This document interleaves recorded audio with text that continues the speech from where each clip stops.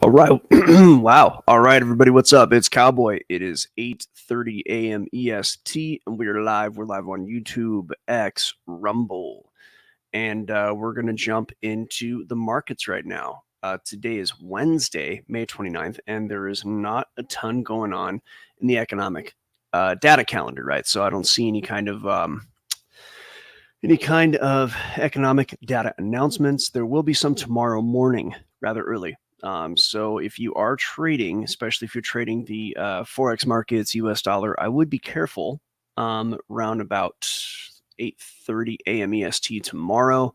GDP and unemployment data come out, and then again at 10 AM pending home sales. So even if you're trading something like crypto or certain stocks, if these numbers are a big enough miss from the expected, right, from the forecast number that you see here, for example, this minus 1.1% on the pending home or the prelim GDP at 1.2, if the expected forecast number is very different to what the real number is, the markets really could go into a different direction. So if you're day trading, that can knock you out of your trades. And I do have and I've been developing a way to take advantage of that kind of volatility, right? So if you want to know how I'm doing that, come over to algofactory.tech, zap the QR code in the upper right-hand corner of the screen that you see there.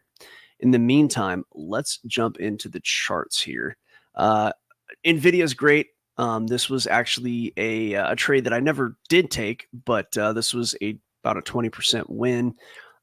For me, would have been putting in about say $1,000 to pull out $1,300. So beautiful look right there on NVIDIA. I suppose I could have had a tighter stop loss, but I didn't, and that's fine. Just to show you how it doesn't matter what the market is. It could be stocks, crypto, indices. It could be Forex, like I prefer. I prefer to trade Forex. I make a fair amount of money holding crypto over time, and I can trade crypto. You all have seen me do it. But I actually prefer Forex as a market.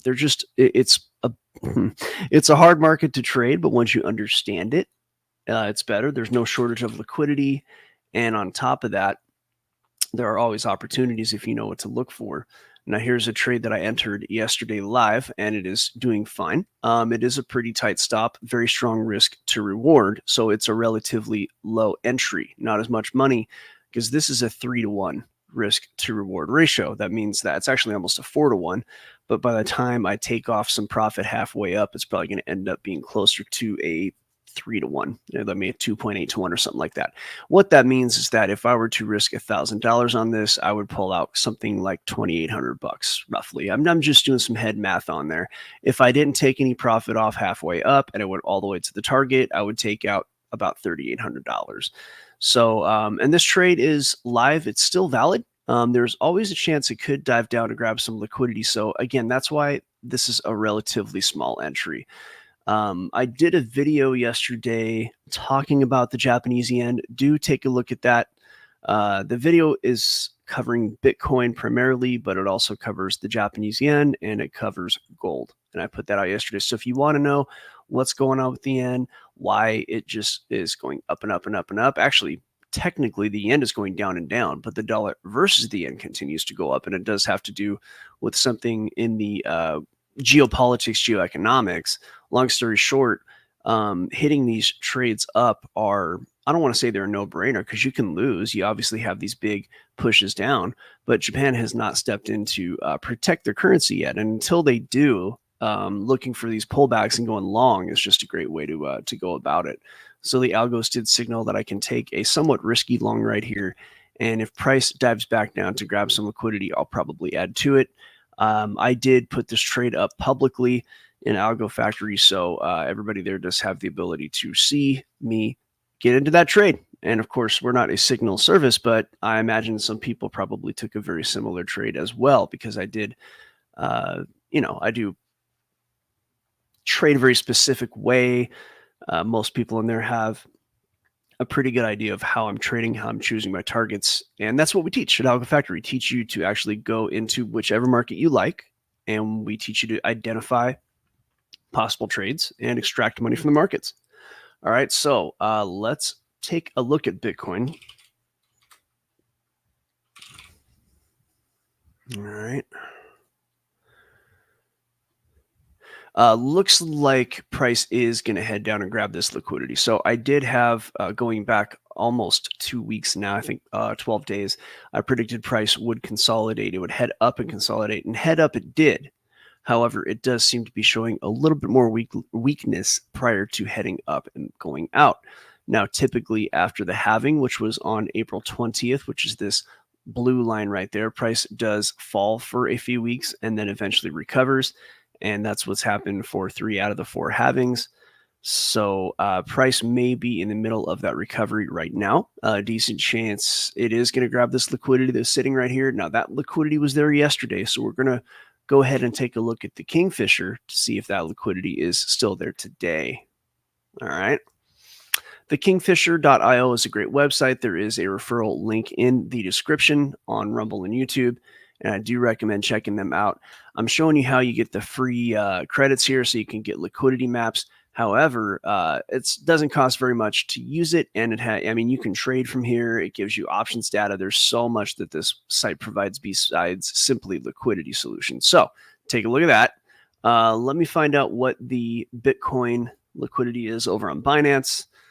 Okay, so according to the chart now, we're starting to see some more liquidity up top. So there are some people who have gone short with higher leverage, with lower leverage as well, because you see these, nobody's expecting price to go way up high here. These are just where trades would liquidate if people are not using a lot of leverage.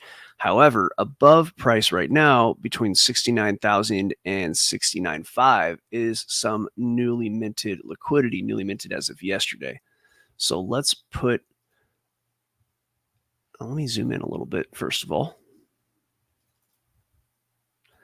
And then let's put a box right here for 69 to 69.5. Okay, so here that is. Price, if the charts favor, I'm going to go ahead and remove this. As much as I'm proud of this prediction, it is starting to crowd up the chart. So let's take that away.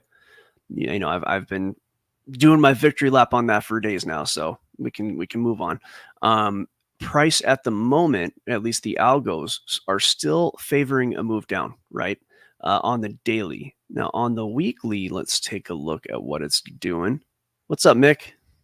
See, Miko says, yeah, we'll take a look at BCO. No problem. I might have to put it in the private group because we're starting to get towards the end of the public show, but I can do it if not in here. BCO, are you talking about Brent crude oil? Is that what you mean by BCO, Mick? Oh, short-term look, yeah. Let me know if you mean by Brent crude oil, if that's what you mean. If not, let me know what that ticker means. Yeah, so I think right now short-term price will come down to grab whatever liquidity is below, but what is on here now is yesterday's, and that was from 66.5 up to 67 and some change. So let's see. Now the liquidity is from 66,000, really, we can say 66.5. It's still kind of there, and right up to the bottom of price. So price all the way down to 67.5. So, 66.5. So basically liquidity is right below price. And I'm fairly confident we're going to see price on Bitcoin grab that right now. And then there is more liquidity below, but it's just smatterings of liquidity. There's not anything strong that's nearby.